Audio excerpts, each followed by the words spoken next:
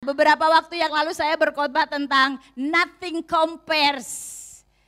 Ya kan? Tidak ada yang bisa menyamakan Tuhan, Yesus kita dengan apapun juga, enggak ada. Dia Alfa dan Omega, dia awal dan yang akhir, dia pencipta dunia ini ya, muka bumi seluruhnya, alam semesta dan lain sebagainya. Nah, kalau dia Allah yang dahsyat, Allah yang luar biasa, berarti harus ada konsekuensinya, ya kan? Nothing compares. Nah, nothing compares itu berbicara tentang apa? Kita masih ada di dalam tema bersyukur, bersyukur, bersyukur, bersyukur, bersyukur. Ya kan? Kita sedang mengalami atau menikmati ucapan syukur yang luar biasa. Saudara, ucapan syukur atau terima kasih atau penyembahan itu enggak sembarangan, saudara. Benar enggak? Siapa di antara saudara kalau dikata memberi sesuatu kemudian bilang terima kasih, ya kan? Kita kalau dapat ucapan terima kasih kita senang enggak? Selalu senang kan? Kalau kita dibilang terima kasih kita selalu senang, enggak mungkin kita ngambek. Bu Lydia datang terima kasih Bu ya, terima kasih enggak mau ah. Masa diucapin terima kasih nggak mau, ya kan? Pasti kita bahagia, kita sedih, orang ini tahu diri ya. Dia bilang terima kasih setelah dia mendapatkan sesuatu. Nah, di dalam ucapan syukur, di dalam pujian, di dalam penyembahan kita, hari ini saya beri judul khotbah saya adalah di dalam ada kuasa di dalam pujian dan penyembahan.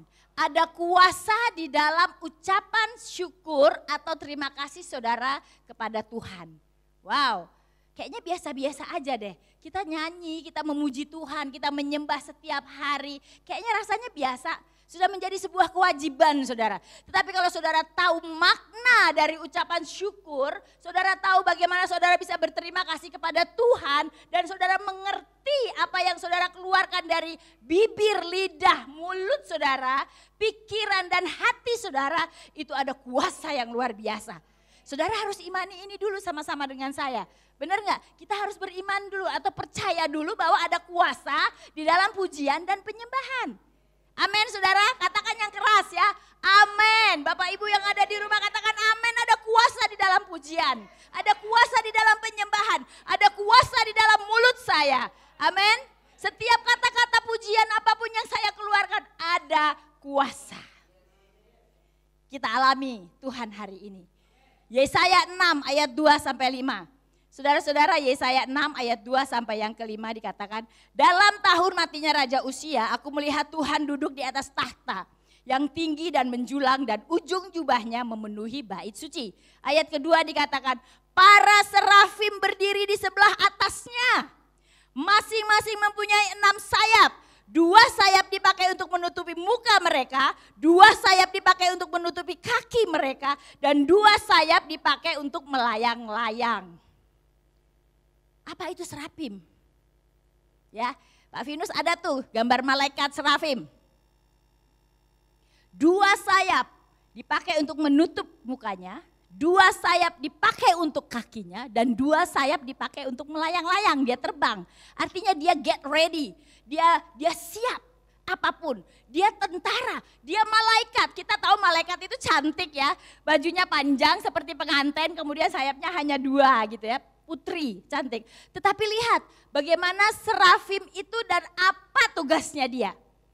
Ya, serafim itu saya lihat di kamus dikatakan adalah kelas malaikat tertinggi dan mereka melayani sebagai penjaga tahta Allah dan terus menerus memuji dan mengatakan dari mulutnya suci, suci, suci.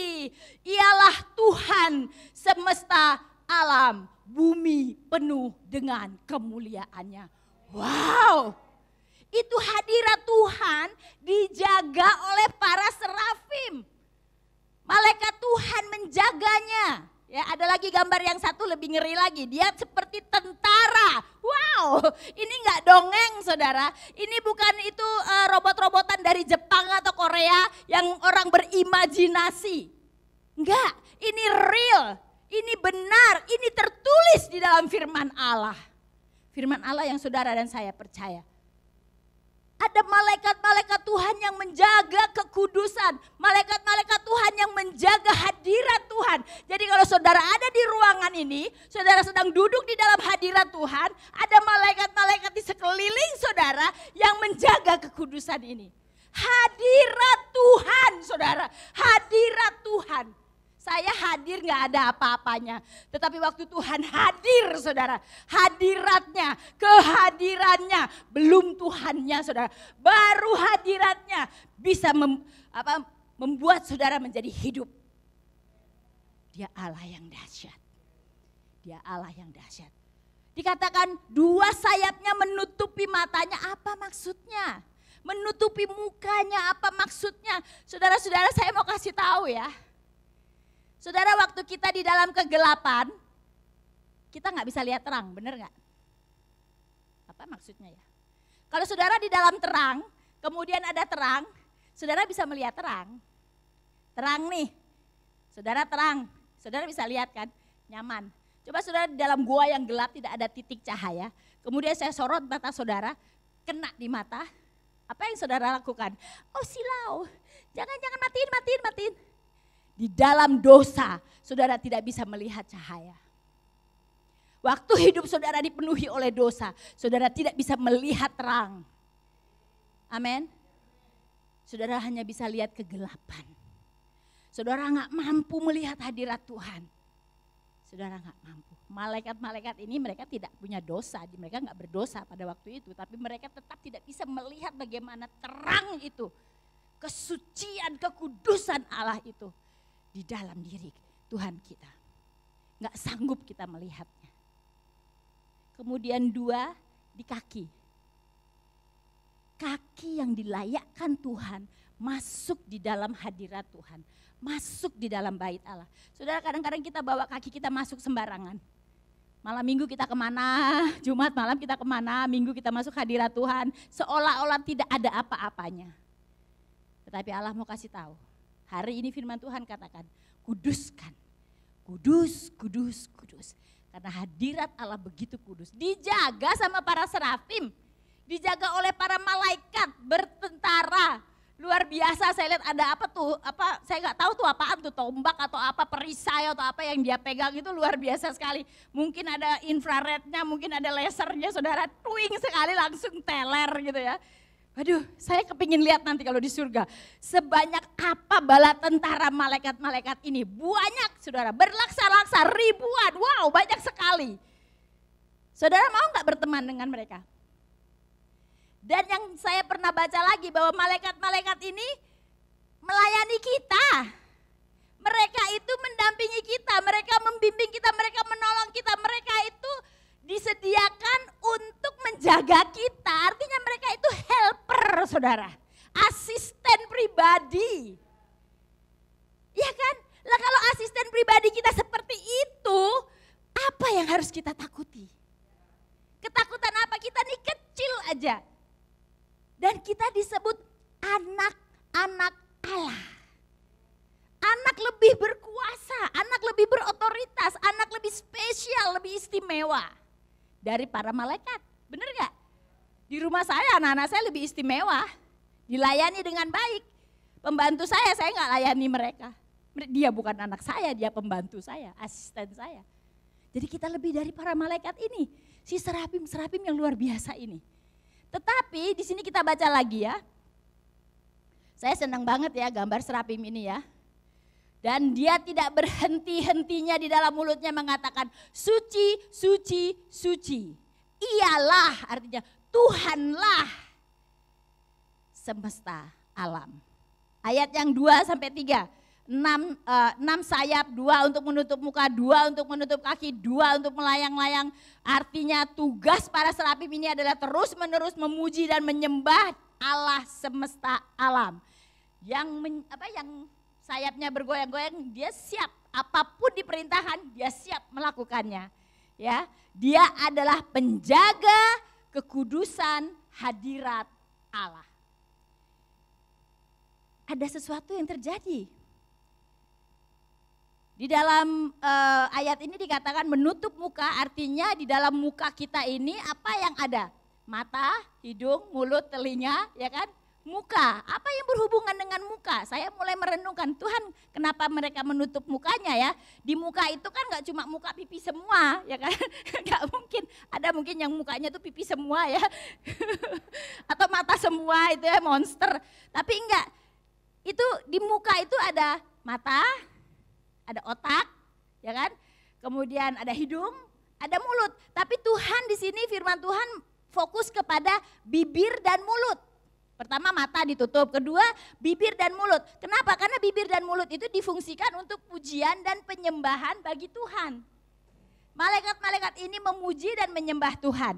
Kemudian dari mulut, dari muka atau bibir atau mulut, di dalam terang kita bisa melihat, di dalam mata, di dalam mulut kita ada pepatah mengatakan dari mata turun ke hati. Tapi saya mau katakan dari mata turun ke mulut. Itu yang pertama, lebih cepat ke mulut daripada ke hati. Bener gak? Bener gak? Karena lebih dekat kan, mata sama mulut lebih dekat. Nah, kenapa dia fokus kepada mulut? Ya, saudara-saudara, dosa menutup engkau melihat kemuliaan atau terang Allah. Saya agak lari sedikit. Saya mau masuk kepada bagaimana si jagoan neon ini, si malaikat serapim ini bisa jatuh. Karena dia adalah malaikat terbesar, malaikat yang hebat, suaranya bagus, waktu nyanyi puji-pujian luar biasa. Namanya Tante Lucy kan. Nah dia itu bisa jatuh kenapa? Kenapa dia berdosa? Cuma satu, sombong. Dia jatuh karena kesombongan. Malaikat hebat ini bisa jatuh. Lah malaikat hebat aja bisa jatuh. Kenapa dia jatuh? Dia lihat dari matanya dulu, ya kan? Kemudian dia pikirin, kemudian dia mulai sombong pada dirinya sendiri, dia jatuh. Nah, rahasia bagaimana kita bisa jatuh adalah waktu saudara bisa sombong pada dirimu sendiri. Saudara melihat apa, kemudian timbullah keinginan, Dia pingin seperti ya Allah. Enak benar nih si Allah nih dilayani. Dia kepingin seperti Allah. Padahal tugas dia hanya memuji aja, gak usah pakai mikir. Memuji aja gak usah pakai di kotak-kotakin. Memuji aja gak usah pakai alasan. Tugasnya dia cuma itu. Tapi dia kepingin seperti Allah. Nah kadang-kadang waktu kita mulai melihat orang lain, kadang-kadang kita melihat kelebihan, kekurangan orang lain, kita kadang-kadang kepingin seperti itu. Kita tidak pernah melihat diri kita sendiri. Ya kan? Nah di dalam kesombongan itu ada keangkuhan, ada tinggi hati, ada percaya diri yang terlalu berlebihan. Kita percaya diri benar, tapi kalau udah lebih-lebih itu gak bagus. Prinsip saya secukupnya, kalau udah lebih-lebih gak bagus. Jadi hati-hati di situ. Sok bisa, sok tahu, sok pinter, sok cakep, sok ganteng, sok banyak duit, sok semua. Banyak duitnya gak masalah, gantengnya gak masalah, pinternya gak masalah, cantiknya gak masalah, soknya yang masalah. Ya kan, sok itu artinya dia berlebihan. Nah malaikat ini jatuh karena kesombongannya. Kemudian yang kedua adalah kakinya yang kuat dan kudus yang bisa masuk di dalam hadirat Tuhan. Kemudian ayat yang ketiga itu dikatakan, dan mereka berseru seorang kepada seorang katanya, kudus, kudus, kuduslah Tuhan semesta alam, seluruh bumi penuh kemuliaannya. Saya senang lagu itu Bu Lydia, dari sebulan ini saya lagi senang lagu ini. Nyanyi dan bersoraklah bagi Dia puji dan hormat. Ya kan, saudara kadang bilang pujian, saya bingung antara pujian dan pujidan. Saya pikir puji dan ya, puji dan hormat kuasa bagi Raja. Terus apa?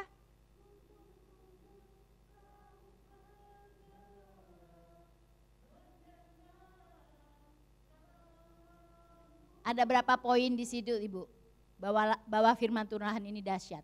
Yang pertama, waktu saudara bernyanyi, menaikkan pujian, saudara bersorak, saudara menyembah Tuhan, memberikan hormat, kuasa bagi Allah, bagi Raja, apa yang terjadi? Gunung tunduk, laut bergelora mendengar namamu. Namanya siapa?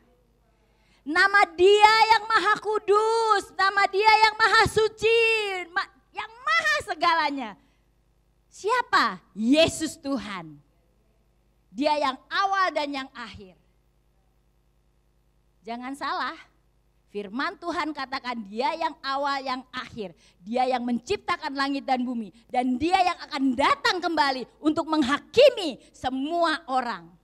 Bukan hanya orang yang pengikutnya saja, setiap orang semua dia menghakimi. Lah kalau saya kenal dengan dia, saya pasti baik dong.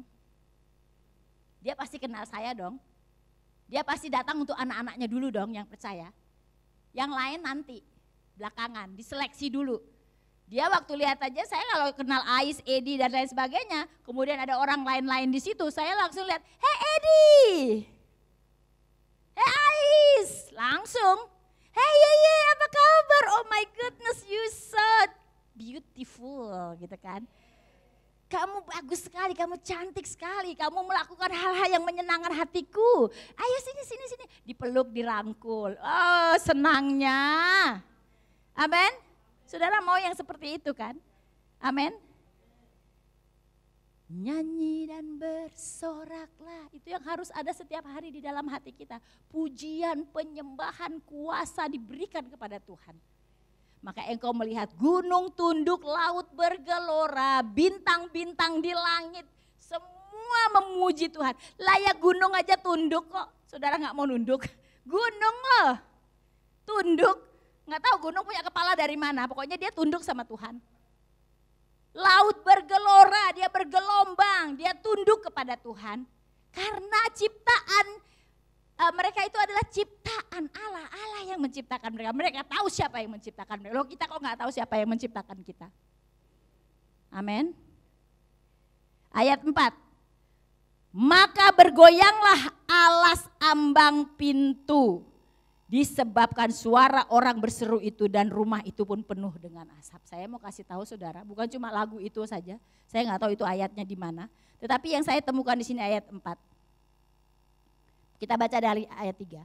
Dan mereka berseru seorang kepada seorang katanya, "Kudus, kudus, kuduslah Tuhan semesta alam. Seluruh bumi penuh kemuliaannya." Maka saudara lihat apa yang terjadi waktu saudara mengatakan kudus-kudus, pujian penyembahan kepada Tuhan. Maka bergoyanglah alas ambang pintu disebabkan suara orang-orang berseru itu dan rumah itu pun penuh dengan asap. Dahsyatnya kuasa penyembahan dan pujian. Paulus dan Silas di penjara, saudara bisa gak saudara pikirkan mujizat itu terjadi, keajaiban itu. Di penjara itu pakai jeruji-jeruji, mereka dipasung, diikat dan lain sebagainya, gak bisa bergerak. Ya kan harus ada kunci yang bisa membukakan besi yang kerangkeng yang mereka miliki itu ya. Gak bisa bergerak, kok tiba-tiba bisa lepas plong gitu kan. Waktu mereka memuji dan menyembah Tuhan. Mereka tidak mengeluh dalam keadaan suka atau dalam keadaan duka. Mereka memuji Tuhan dan mereka dilepaskan dari belenggu ikatan apapun. Nah saudara dia diikat rantai, saudara diikat apa?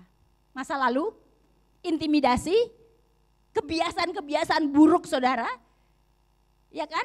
Saudara senang lihat, mata saudara senang lihat hal-hal yang porno yang tidak menyenangkan hati Tuhan, yang menyakiti hati Tuhan, yang mencelakakan diri saudara sendiri. Saudara terbiasa dengan hal-hal yang tidak menyenangkan hati Tuhan. Yang mengandung dosa di sana.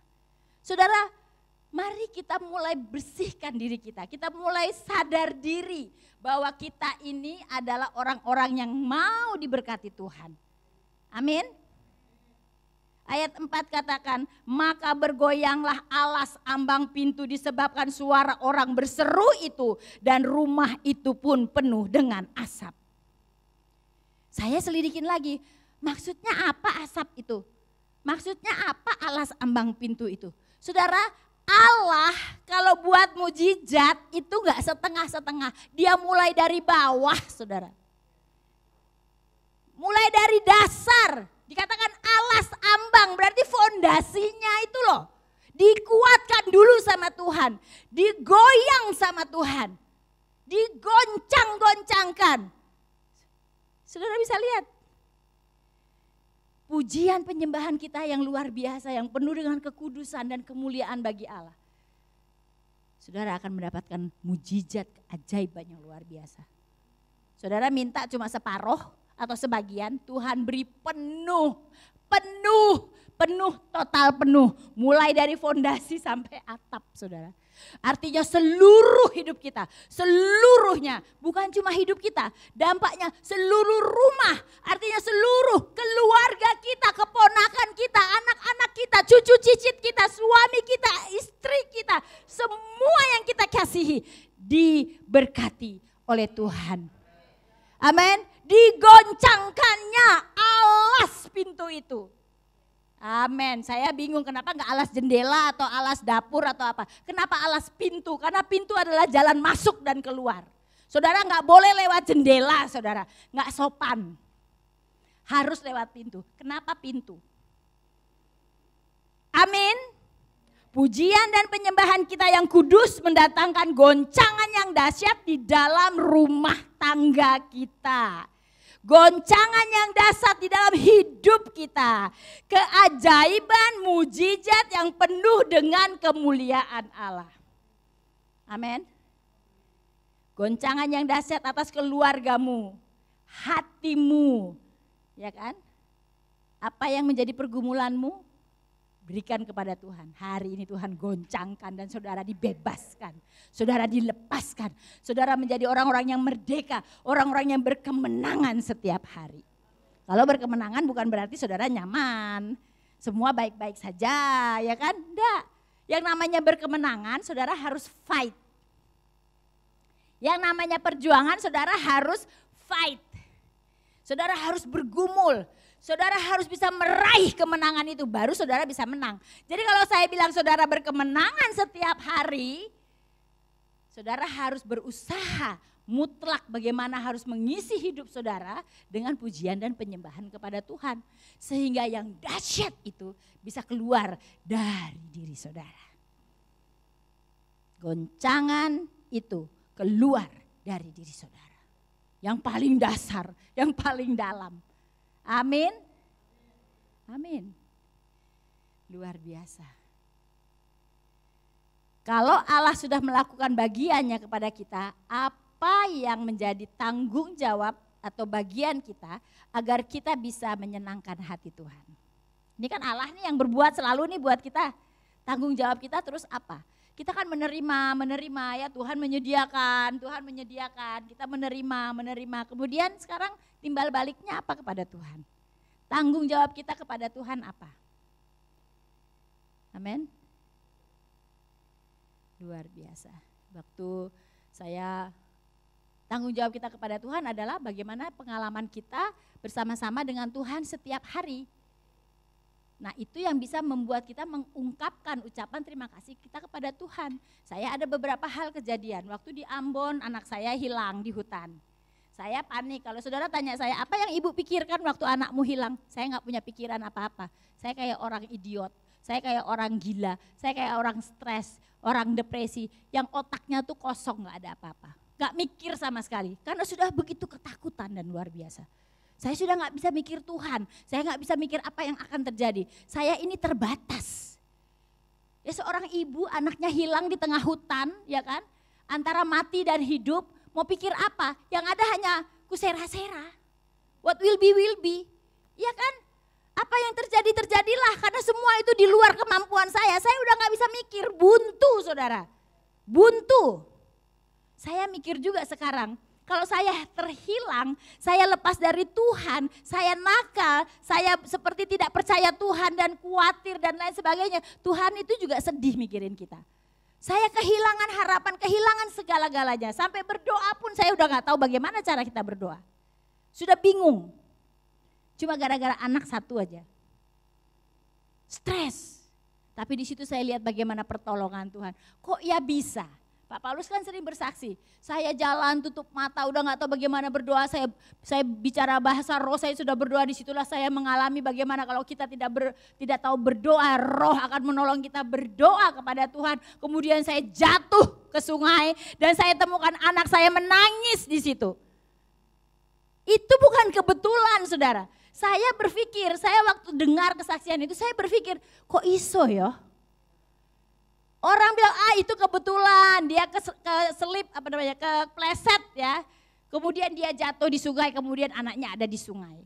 Nggak kebetulan, semua itu karena Tuhan. Di dalam hidup saya tidak pernah percaya yang namanya kebetulan. Karena saya hidup dituntun oleh Tuhan. Tuhan membawa ke kiri, Tuhan membawa ke kanan, Tuhan melakukan ini, Tuhan melakukan itu. Semua itu tidak kebetulan. Semua diatur oleh Tuhan. Pengalaman pertama, saya melihat Tuhan dan saya mengalami Tuhan. Saya lihat Tuhan hidup, Tuhan ada loh.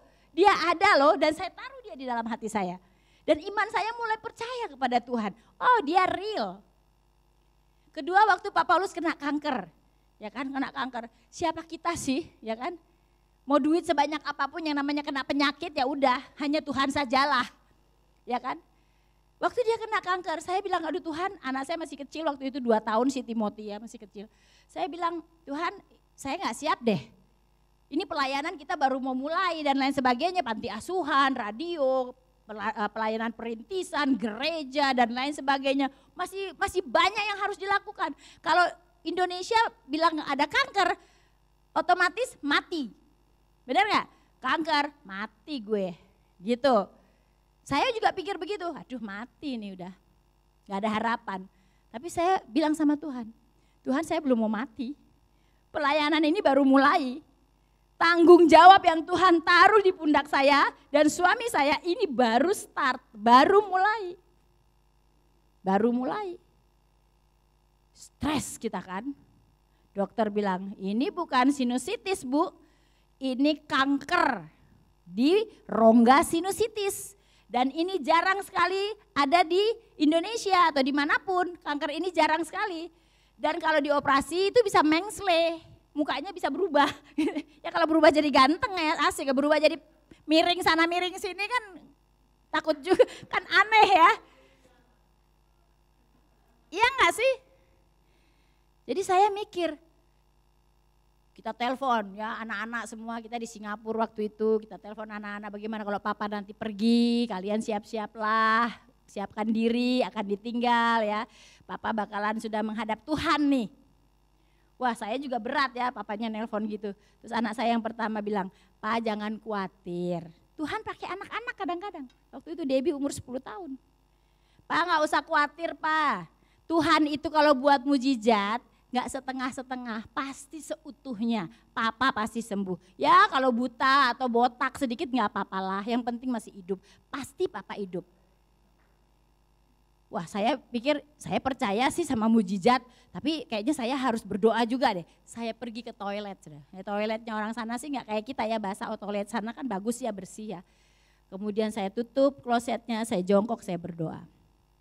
Saya duduk, saya berdoa, saya bilang, Tuhan saya nggak siap. Saya mau Tuhan lakukan sesuatu. Tuhan lihat, saya sudah melakukan ini, saya sudah begini, saya nggak pikir diri sendiri, saya suka berkorban, saya baik, saya mengasihi pelayanan dan lain sebagainya. Tuhan saya meminta satu deh, jangan ambil suamiku dulu ya. Saya masih perlu dia, saya nggak mau jadi janda muda. Saya masih perlu suami saya. Tuhan bilang apa? Oh nggak apa-apa, tenang aja. Ini hanya ujian aja kok, hanya ngetes aja. Seperti Ishak yang dibawa ke atas gunung untuk disembelih. Bahkan ujung pisaunya pun tidak pernah menyentuh Ishak. Tuhan bebaskan. Itu terjadi buat Pak Paulus saudara. Saya berdoa dan saya punya kekuatan baru. Tuhan jawab saya, Tuhan beri kekuatan baru. Waktu keluar dari kamar mandi, saya sudah senyum, saya sudah ajak bicara, saya pijit-pijit dia, saya hibur dia. Dia gak tahu saya sedang berdoa dan saya sudah mendapatkan jawaban Tuhan. Benar, besok kemo tiap hari selama 1 bulan, 3 bulan. Kita kemo, kita radiasi, dibakar sininya seperti sampai gosong dan lain sebagainya. Tapi setelah 10 menit radiasi, 1 jam kemoterapi, selesai itu ada kekuatan. Padahal orang-orang di situ semua sudah kayaknya sekarat ya. Tapi Pak Paulus saya lihat dia begitu bahagia, dia seger. Selesai di radiasi, selesai di kemo, kita jalan-jalan di Singapura. Saudara tahu di Singapura tuh mall semua, gak ada rumah. Jadi jalan ke kiri mall, ke kanan mall, kita jalan-jalan aja. Sampai akhirnya kita capek, kita pulang, kita tidur. Setiap hari selama 3 bulan kita lakukan itu. Tidak ada efek samping. Dokter bilang nanti botak, ya kan, rambut berguguran, gigi berguguran, makannya harus yang cair, kemudian muntah-muntah, kemudian ada apa seperti alergi, berat badan kurus dan lain sebagainya. Enggak pernah dialami. Kita bahagia saja. Bahagia kenapa? Karena kita sudah mendengar suara Tuhan. Kita percaya kepada Tuhan. Pengalaman-pengalaman yang kita alami membuat iman kita, percaya kita kepada Tuhan lebih, saudara. Lebih. Dan tidak ada apapun, siapapun, unsur apapun yang bisa menghancurkan ikatan pengalaman kita sendiri bersama dengan Tuhan. Saudara gak bisa bilang Tuhan itu baik, katanya Abi. Saudara gak bisa bilang Tuhan itu ajaib, katanya Adele. Gak bisa. Tuhan itu ajaib karena saya tahu dia ajaib. Dia hidup di dalam saya. Saya mengalami Allah saya yang hidup. Saudara yang menyaksikan itu karena saudara mengalami Tuhan. Saudara yang sakit pagi ini, saudara yang mungkin kurang semangat, putus harapan, tidak ada lagi harapan, saudara putus asa, saudara rasanya sudah bosan berdoa untuk penyakit saudara yang tidak sembuh-sembuh. Pagi ini saya mau katakan, alami Tuhan, percaya kepada keajaiban Tuhan karena hidup kita adalah hidup keajaiban Tuhan. Amin, amin. Dengar suara Tuhan, pujikan pujian penyembahan melalui mulutmu. Haleluya, haleluya. Ayatnya yang berikutnya, di dalam ayat 5-7 dikatakan, celakalah aku, ya kan? Aku binasa sebab aku ini seorang yang najis bibir dan aku tinggal di tengah-tengah bangsa yang najis bibir. Yesaya tersadar ya, sadar diri, dia tersadar. Wow, hadirat Tuhan yang luar biasa, dia Allah yang dahsyat, dia melihat Allah, dia tahu apa yang dilakukan Allah, yang diperbuat Allah. Kemudian dia melihat dirinya, siapa saya? Saudara, ini perlu buat kita ya, perlu buat kita untuk sadar diri. Dulu saya yang lalu tidak tahu diri ya, sekarang harus sadar diri siapa saya. Lihat siapa saudara. Lihat siapa saudara. Celakalah aku. Aku tinggal di bangsa atau di budaya yang suka najis bibir. Najis bibir artinya suka gosip, suka membicarakan hal-hal yang tidak berkenan kepada Allah. Saya tinggal di bangsa yang najis bibir atau budaya yang sudah artinya sudah biasa. Dari mulut ini berbuat dosa biasa. Sudah kebal, sudah terbiasa. Celakalah aku karena aku sudah terbiasa dengan kebiasaan-kebiasaan yang tidak baik. Namun mataku telah melihat Allah. Mereka yang sudah melihat Allah mereka sadar. Yang belum melihat Allah mereka terbuai. Itu yang saya katakan tadi. Di dalam kegelapan saudara tidak bisa lihat terang. Saudara harus masuk dalam hadirat Tuhan sehingga terang itu terbuka bagi saudara. Ayat yang ke-7 dikatakan, bara itu telah menyentuh bibirku, maka kesalahanmu telah dihapus, dosamu telah diampuni. Saudara mau baca ayat yang ke-7. Ia menyentuhkannya kepada mulutku, serta berkata, lihat ini telah menyentuh bibirmu, maka kesalahanmu telah dihapus dan dosamu telah diampuni. Sadar diri bahwa saudara sekarang sudah menjadi orang-orang yang disentuh oleh Tuhan. Orang-orang yang sudah dibebaskan, dimenangkan, disembuhkan, dipulihkan oleh Tuhan. Haleluya. Saudara adalah orang-orang yang hidupnya berkemenangan setiap hari. Berjuang, menang itu artinya berjuang. Ya kan? Hei lumpuh, bangun, angkatlah tempat tidurmu, angkatlah tilammu, berjalanlah. Ambil tindakan, ambil gerakan, ambil tindakan. Waktu saudara dengar suara Tuhan, lakukan. Saudara akan mengalami keajaiban Tuhan. Yang berikutnya adalah kita tahu tanggung jawab kita. Pertama kita tahu diri, yang kedua kita tahu tanggung jawab. Tanggung jawab kita apa? Tanggung jawab kita apa? Saudara harus tahu saudara dipanggil, saudara dipilih, saudara diciptakan untuk apa. Itu tanggung jawab saudara. Sebagai apa saudara? Ayat 8. Lalu aku mendengar suara Tuhan berkata, siapakah yang akan kuutus dan siapakah yang mau pergi untuk aku? Sahutku, ini aku Tuhan, utuslah aku. Utus kemana? Dan untuk apa? Nggak jelas kan? Kita kadang-kadang baca kita nggak ngerti. Saya dulu baca nggak ngerti. Tapi lama-lama saya bilang, Tuhan tolong saya dong supaya saya mengerti. Saya ngerti. Kemana Tuhan mau saya pergi? Dan untuk siapa? Untuk apa saya pergi? Kita bingung, untuk apa saya ada di sini? Untuk apa saya melakukan apa yang saya lakukan? Kenapa saya masih hidup? Ya kan? Kenapa saya ada di sini? Kenapa saya diberkati? Saudara harus tahu kenapa. Kita tahu tanggung jawab kita. Ayat yang ke-8. Mungkin kita bisa baca. Oh sudah tadi ya. Lalu aku mendengar suara Tuhan berkata, siapakah yang akan aku utus dan siapakah yang mau pergi untuk aku. Yang pertama tindakan pertama adalah waktu saudara mendengar suara Tuhan, saudara bilang mau. Ada kemauan di dalam hati, itu yang pertama. Ya, ada mau. Yang kedua saudara ada tindakan, pergi. Ya kan? Kemudian untuk apa dan siapa? Aku. Siapa yang mau, siapa yang pergi? Aku. Bukan ini aku Tuhan, utuslah Abi. Ini aku Tuhan, utuslah Selfie. Enggak, ini aku Tuhan, utuslah aku. Saya enggak bisa pakai orang lain untuk saya. Saya harus pakai diri saya untuk kemuliaan Allah. Amin. Ayatnya yang ke-9. Pergilah kata Tuhan, katakanlah kepada bangsa ini apa yang telah kau alami. Kau lihat kejadiannya dahsyat dalam pujian dan penyembahan kepada Allah. Pergi kepada siapa? Kepada bangsa ini. Amin. Jadi saudara, siapa yang mau pergi? Saya. Kemana? Kepada bangsa ini. Bangsa siapa? Bangsamu dulu. Tuhan bilang ke Yerusalem dulu. Orang-orang yang ada di sekitarmu. Anak istrimu, suamimu, keluargamu, mertuamu, ponakanmu, keluargamu dulu. Benahi. Untuk apa? Untuk jadi berkat tadi. Kata-kata Tuhan, beritakanlah. Beritakanlah apa yang kau lihat ini. Beritakanlah apa yang kau alami. Beritakanlah apa yang kau dengar. Beritakanlah apa yang kau pahami. Beritakanlah kepada siapa? Kepada Yerusalem. Yudea, Samaria, sampai ke ujung bumi. Bangsa-bangsa melihat teladanmu. Ada lagi pertanyaan, sampai kapan? Ini menarik sekali saudara. Sampai kapan Tuhan saya menjadi berkat? Sampai kapan Tuhan saya bisa menjadi berkat dan memuridkan orang lain? Sampai kapan saya memberitakan kabar dahsyat ini? Tuhan jawab di ayat yang ke-13 dikatakan, sampai tunggul. Sampai tunggul, coba ayat 13 itu Pak Vinus. Ada yang bisa baca?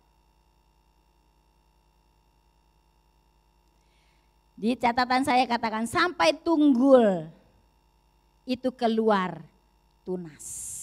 Apa sih tunggul? Saya bingung tadi pagi, saya cari lagi di kamus tunggul itu apa. Tunggul itu adalah pangkal pohon yang dipotong, kemudian ada tertinggal ya. Tertinggal akarnya masih nancep di bawah, terus tinggal sedikit itu. Nah kalau pohonnya pohon beringin kan lama ya numbuhnya, tunasnya lama banget. Atau pohon yang keras yang besar itu kan, kalau pohon pisang mungkin cepat, toge mungkin cepat ya. Tapi kalau yang sudah kayu itu kan lama ya dia bertunas lagi. Sampai seperti itulah keteladanan saudara harus dilihat orang.